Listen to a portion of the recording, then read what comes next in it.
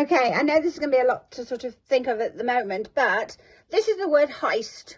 So what we've got is we've got heist. The technology shows you which letters are graphemes, and you can just use it for free to see which, you know, how it works. But what we do is we basically say draw it to store it. Now I've printed it off because my drawing is rubbish, but we'd have the pre-mapped word there, and then they draw it in a way that is, we call it a visual prompt. So it means that when they see that, they think of the word heist or whatever the word is for the spelling. So draw it to store it, storing it in your brain.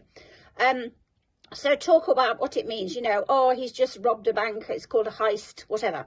So anyway, so we've got the mapped word, draw it to store it. So this is the routine, and it's going to look a bit weird first of all, but it's a routine they use every single time, and it works really well because it basically addresses the stuff that makes it difficult for dyslexic learners to spell. So first of all, we use our duck hands. So we're going to go over the sounds. We're going to go heist, heist. Now, whilst they're learning it, the word stays there. Heist, heist. Okay, so that's your duck hands. Now we're going to say the word over the board. So it's still there. Heist. Then we're going to duck hand it here, over here, where we're going to write. We're going to basically put the sounds down on paper. So heist, heist. Now we're going to draw what I call the speech sound lines. So we're going to again organize the sounds. Heist, heist. We're going to use our duck hands again. Heist, heist. Because this part is helping her brain because she can't hear the sounds. So we're not worrying about the letters at the moment. We're just thinking about the sounds, and the lines are where the pictures of the sounds, if you like, the graphemes are going to sit. So we did heist, heist. Now we're going to do the numbers. This can be a little bit hard at first. Heist, heist. I call them speech sound numbers. We're going to duck hand it again. Heist, heist. So we're keeping on telling the brain the sounds, the order and whatever. Now we're going to put the pictures of the sounds on the line. So we're going to go I, S, T. Okay, what are we going to do now? You guessed it, duck hands. Heist, heist. So it's always there whilst they're learning it. Now she's going to write it twice, but she's going to say the sounds as she's doing it, and it's still here. So she could go heist, heist, heist, heist. So we've got heist, heist, heist, heist. So she just does it again. You know, do it as many times as she wants until she thinks, do you know what? I think I've got it. In which case, and get a whiteboard, and a pen so you can rub it off, whatever.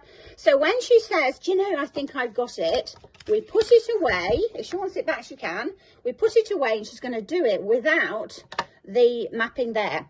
So she's going to do the process again. So says it over the board, heist, duck hands, heist, heist. That's where the sounds sit. Heist, heist, heist, heist, heist, heist, heist, heist, heist,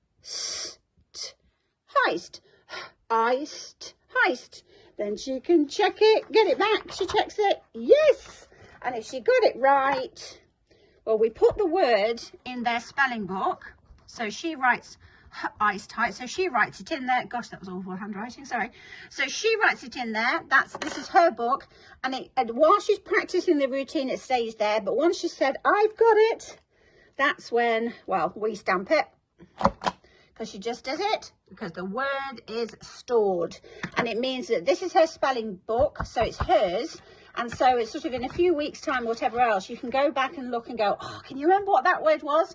And in her mind, she's going to remember heist for the meaning.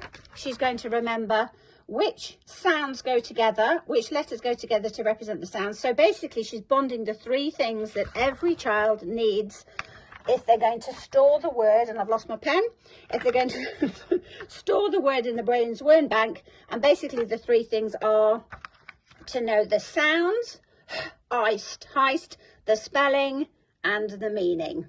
Ta-da!